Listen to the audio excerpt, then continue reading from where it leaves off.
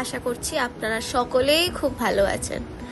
Very good morning to all my friends. সকালটা শুরু করছি সুন্দর একটা জায়গা দিয়ে।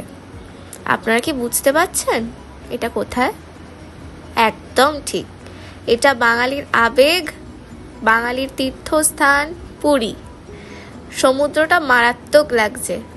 এখন সকাল 7:30 বাজে, চারদিকটা ফাঁকা, খুব একটা ভিড় হয়নি, লোকজনের সংখ্যাও খুব কম, দেখতেই পাচ্ছেন। সকাল সকাল আমরা পুরী পৌঁছেছি দুরন্ত এক্সপ্রেস দিয়ে। ইন বিটুইন হোটেল খোঁজার সময় ভাবলাম বিচটা একটু ঘুরে দেখি। কিছুক্ষণ পর থেকেই বিচটায় ভর্তি হতে লাগছে সানরাইজ দেখার জন্যে।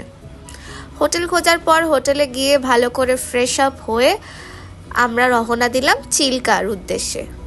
সেই ছোটবেলায় গেছিলাম জানেন তো, রেড ক্র্যাবস, ডলফিন সবই দেখেছি, জানি না এখন কিরকম হবে।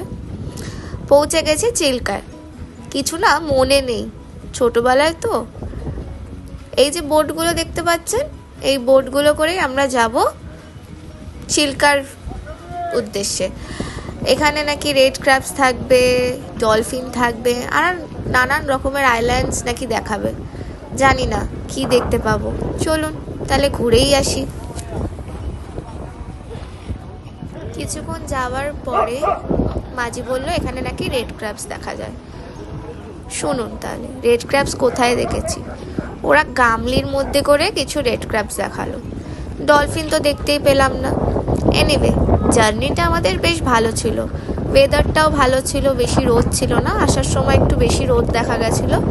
তারপর আমরা একটা আইল্যান্ডে নামলাম, কিছুক্ষণ কাটিয়ে তারপর আবার হোটেলের উদ্দেশ্যে রওনা দিলাম।